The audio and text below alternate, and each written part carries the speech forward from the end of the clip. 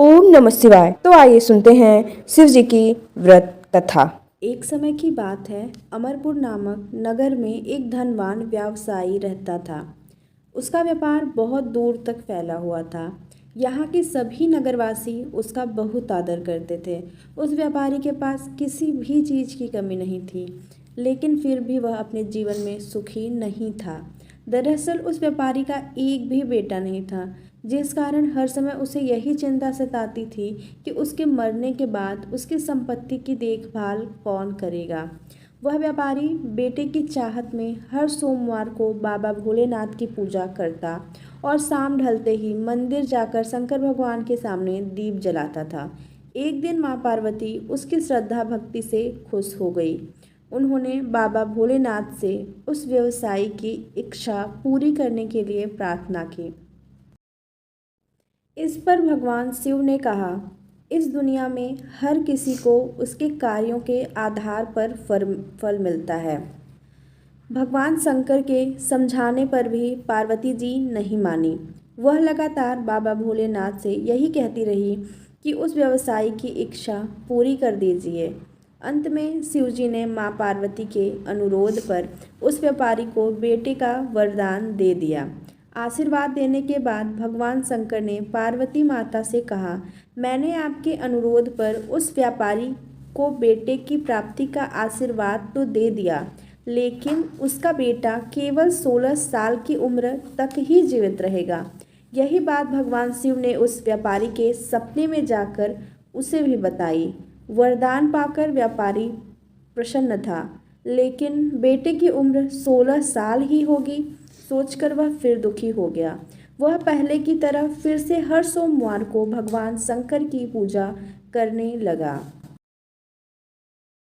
कुछ महीने बीतने के बाद उसके घर में एक बच्चे ने जन्म लिया जो बहुत सुंदर था। उसका नाम अमर रखा गया। बेटे के जन्म के साथ ही व्यापारी के घर में खुशियां छा गई। बेटे के जन्म की खुशी में एक समारोह का भी आयोजन किया गया। इस जश्न के माहौल में व्यापारी अभी भी दुखी था। हर समय उसे यह डर लगता रहता था कि उसका बेटा अधिक दिनों तक जीवित नहीं रह सकेगा। धीरे धीरे समय बीतता गया और उसका बेटा अमर 12 साल का हो गया। एक दिन व्यापारी ने अपने बेटे को अपनी पत्नी के भाई दीपचंद्र के साथ पढ़ाई के लिए बनारस भेज दिया।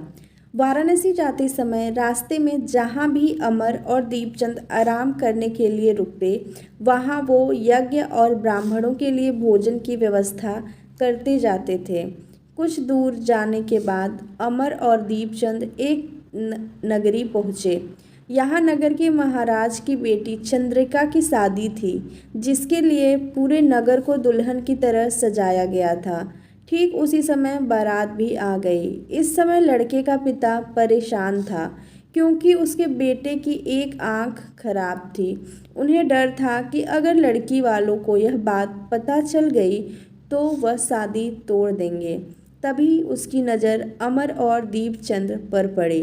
लड़के के पिता के मन में तुरंत ये ख्याल आया कि क्यों न अमर को ही दूल्हा बनाकर शादी के मंडप में बैठा दिया जाए। एक बार जब उसका विवाह राजकुमारी से हो जाएगा तो फिर उसके बाद उसे कुछ पैसे देकर वहाँ से विदा कर देंगे। फिर राजकुमारी और अपने बेटे को अपने घर ले आएंगे। लड़के के पिता ने बिना देरी किए दीपचंद से इस बारे में बात की और धन का प्रस्ताव रखा।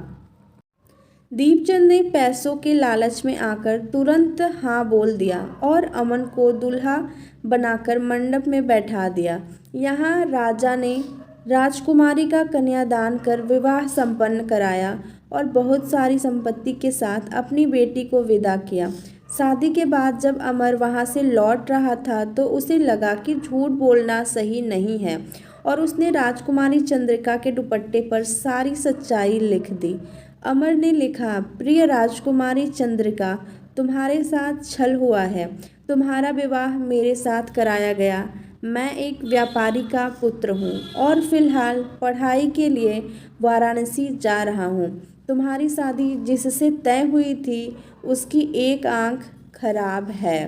राजकुमारी ने यह सच जानने के बाद उस लड़के के साथ जाने से इनकार कर दिया और अपने पिता के साथ ही रहने लगी। उधर अमर वाराणसी के गुरुकुल में पहुंचकर पढ़ाई करने लगा। धीरे धीरे समय बीतता गया और अमर 16 साल का हो गया। इस दौरान उसने एक महायज्ञ का आयोजन किया। यज्ञ समाप्त होने के बाद अमर ने सभी ब्राह्मणों को खाना खिलाया और उन्हें कपड़े दिए। सारे काम खत्म करने के बाद अमर रात में अपने कमरे में सोने चला गया। भगवान शंकर के वरदान के मुताबिक उसी रात अमर के प्राण चले गए।